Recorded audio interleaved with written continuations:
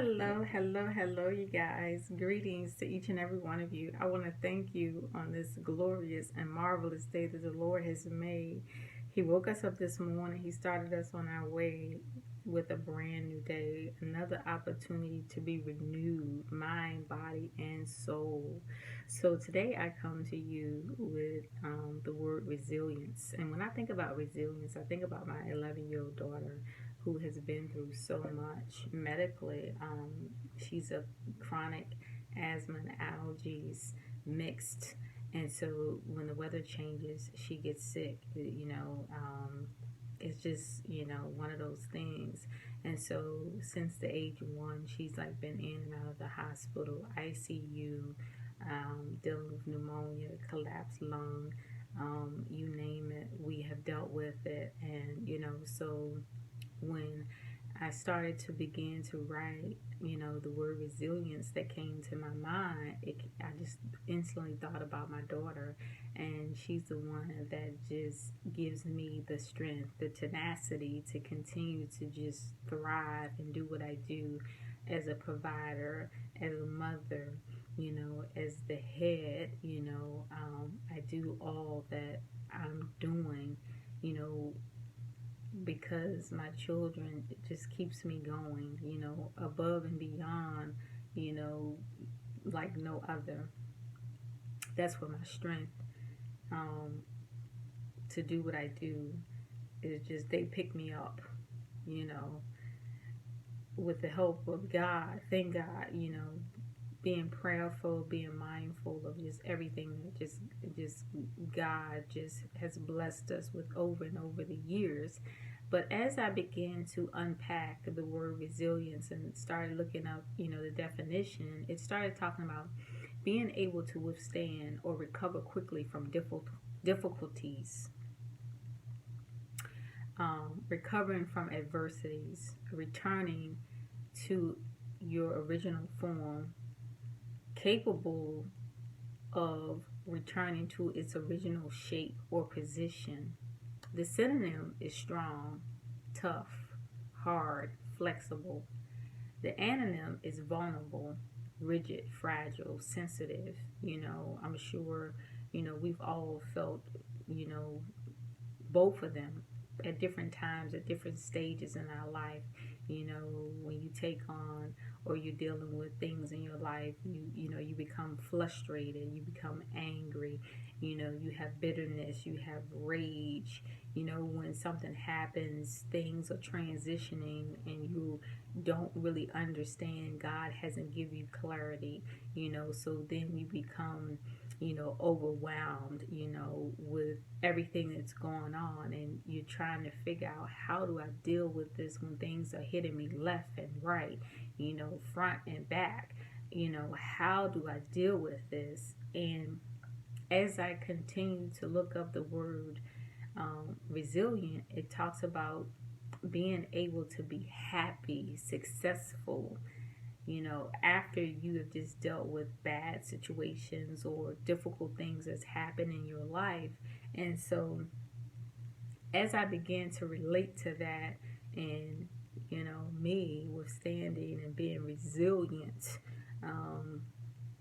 in everything that I've been through and still currently going through, because that life has its seasons of ups and downs, and it's like being on one of those rides that you go to on an amusement park, where it has its turns, its twists. You up one day, you're down the next, and so that's life. And in the process of that, we learn to be resilient. And so what stuck out of me was biblically Psalms 34.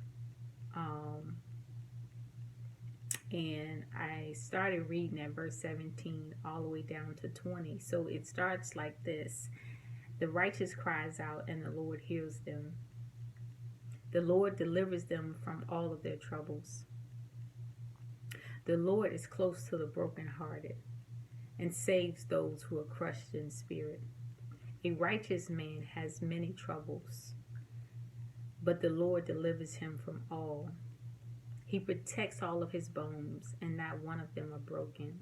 You know, I love that verse when I think about that, because, you know, when you go through all that you go through in life, just to know that God keeps you.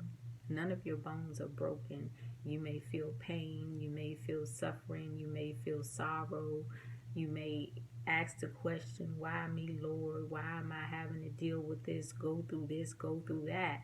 But in the end, God's promises prevail every single time. He's a keeper. He's a keeper. Amen. Amen, somebody. And so as I, continue to write, I was reflecting upon some things, that I think about, because people are known for this. You have people that are so quick to give you advice about what they think you should do.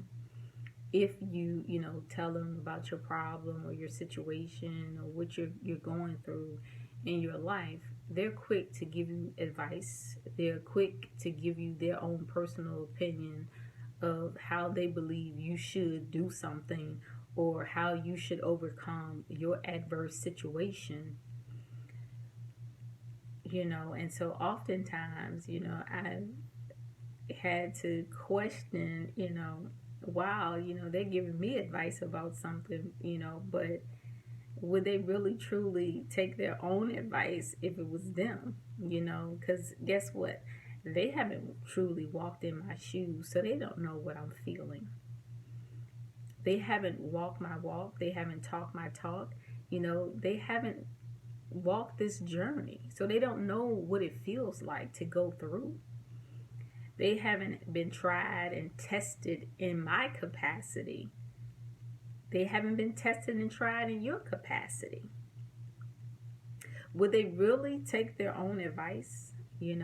So that's what I've been pondering about. And so when you think about that, you probably would say the same thing, with some people in your life that is giving you advice. Would they really take their own advice? Better yet, would they even really believe their own truths? Because you have to understand, your truth, my truth, is not their truth. Everybody's truth looks different. Your walk, my talk is different. It's not the same. It doesn't sound alike. It doesn't move in the same direction. We all make decisions according to what we believe, what we think is right for us. And some people, have to just add their own 2 cents. And so we all have our own personal vulnerabilities.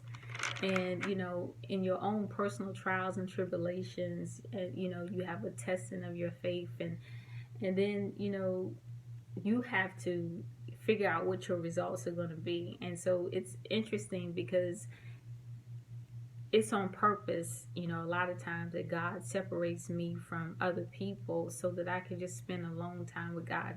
That's so important, because when you're trying to deal with your own adverse situations, your trials and tribulations, and then you got somebody in your head, and they, feel like they can give you the best advice, but then probably won't take their own advice.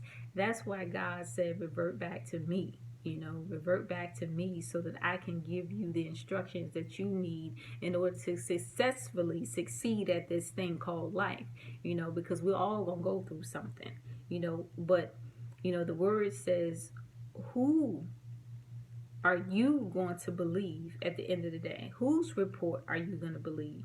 Are you going to believe man, or are you going to believe God? For me, I'm going to believe God. So I want to say to you guys, I thank you for another opportunity for joining me. I thank you for God allowing me to, to have a blessed word. Be resilient today. Take that with you and go in peace. Until next time, be blessed, you guys. I love you as always. I love you. I love you. I love you. More is to come. Stay tuned.